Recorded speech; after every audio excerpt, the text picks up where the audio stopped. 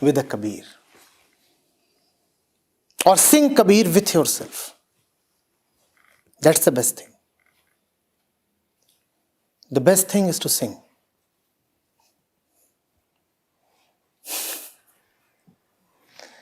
The best thing is to sing.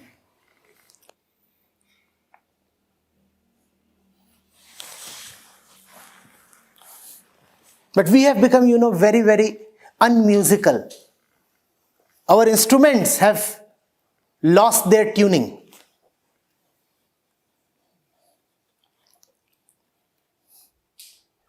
We have forgotten to sing. We have lost all verse.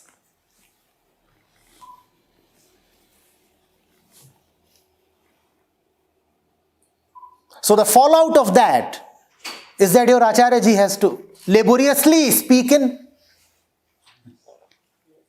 prose. And therefore he has to speak so much. Otherwise 2 lines of a Kabir are much more than sufficient. And even after speaking so much, do I even come close to what he said? I don't.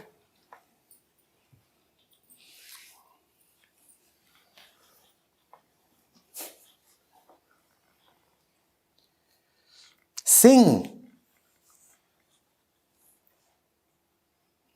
There is no alternative to that.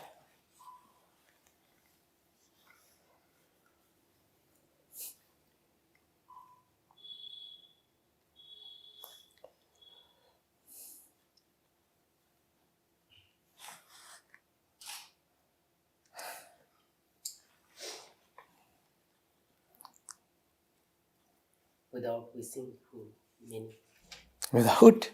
Wishing for meanings. Without knowing the meaning? Then know the meaning and sing. He definitely wanted you to know the meaning and sing. That's why he sang in the language of the people. Had he just wanted you to croon anything unintelligible, then why would he compose in the very language of the ordinary people? Why did he do that? Because he wanted you to also know the literal meaning of his words. If I can help you know the literal meaning of his words, good. To that extent, use me. But do sing.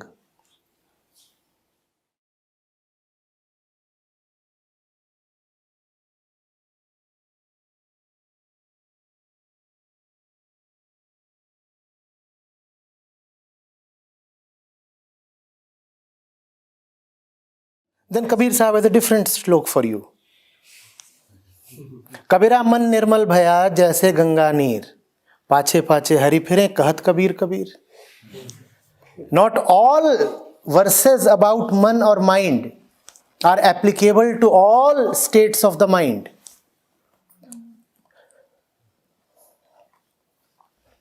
पहले तो मन कागा था, करता आत्मघात. अब मनवा हंसा भया, मोती चुक चुक खात. So it's not as if the saints have just cursed the mind incessantly. They have also praised the mind. If the mind brings you to the Guru, glory to the mind. If the mind takes you towards destruction, man ko maru patak ke. Depends on the direction the mind is taking. If you will go to the Upanishads, they will say there is no greater friend than the mind, and neither is there an enemy bigger than the mind. The mind is both best friend and biggest enemy.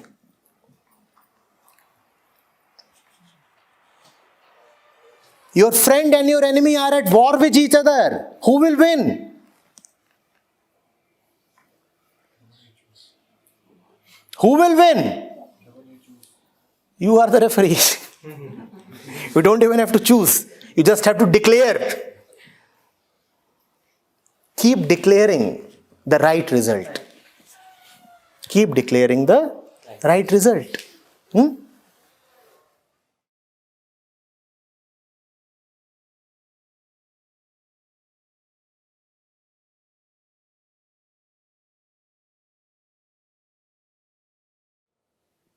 You have to remember what I just said. Irrespective of how one behaves or what one says, deeply, ultimately, all want. So, irrespective of what your impulsive reaction is, you must also remember that nobody does anything for self-harm. Even when a person commits suicide, he is actually trying to minimize self-harm. It doesn't matter whether the world is ignorant or arrogant. It doesn't matter what qualities or characteristics are being displayed. Are they being displayed so that the one displaying them gets harmed? You might be ignorant and you are walking towards a hole. But is it self-harm that you want? You're just ignorant. And if you're ignorant, do I curse you or do I help you?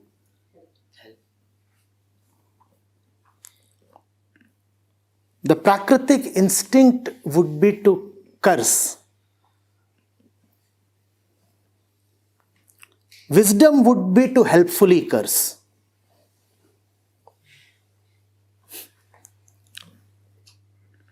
So when you curse, curse in a way that helps. What is Kabir Sahib saying here? Man ko maru patak ke. Obviously he is cursing the mind. But look at the love. What is he scolding the mind for? He is saying, you are the one who sowed all the poisonous seeds. Vish ki kyari boy ke, ab kahe pachta hai? Now you are repenting. He is actually teaching the mind something. What is he teaching the mind? Do not sow seeds of poison. Like the benevolent grandfather,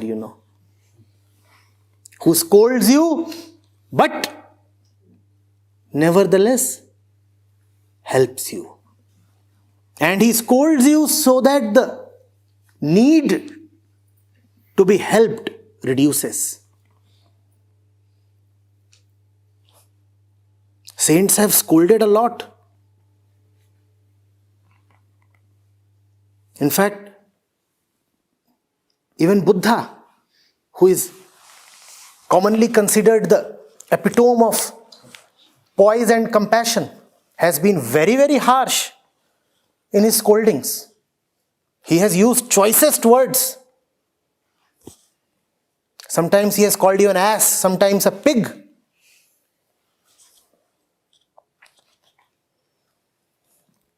It is for the sake of compassion. And it is because those who run from the center of fear sometimes require fear even to be helped.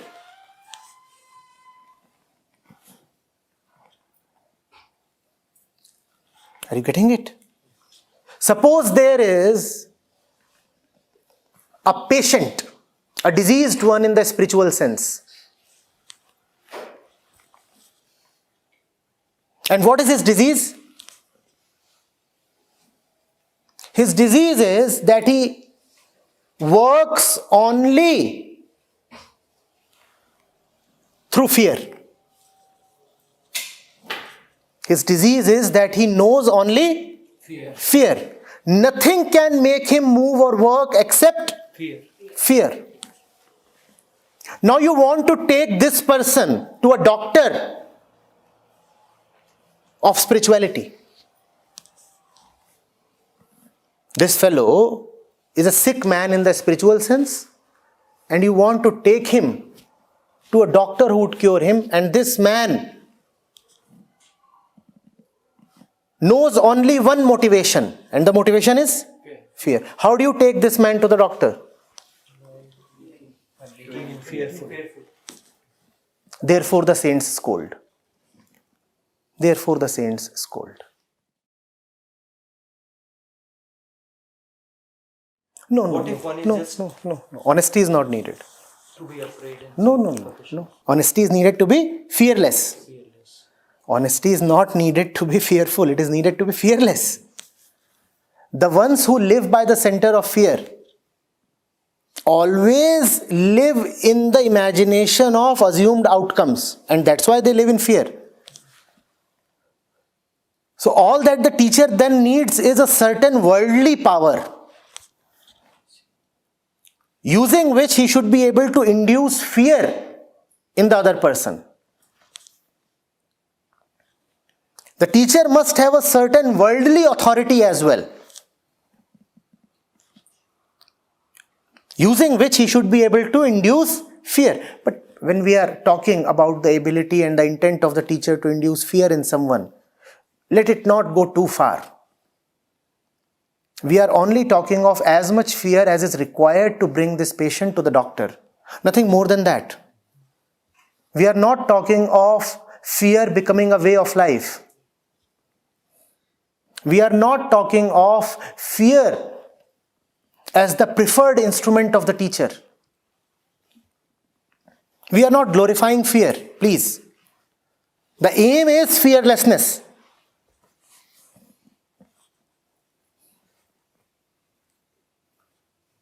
But sometimes our love for fearlessness can get so very shrouded beneath all kinds of rubbish that we just lose that charm.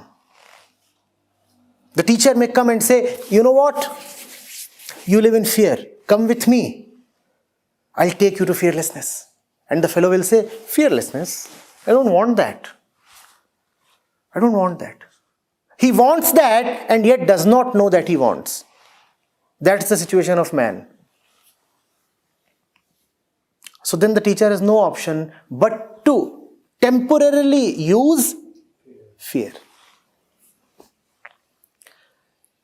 Getting it, Anshu? So that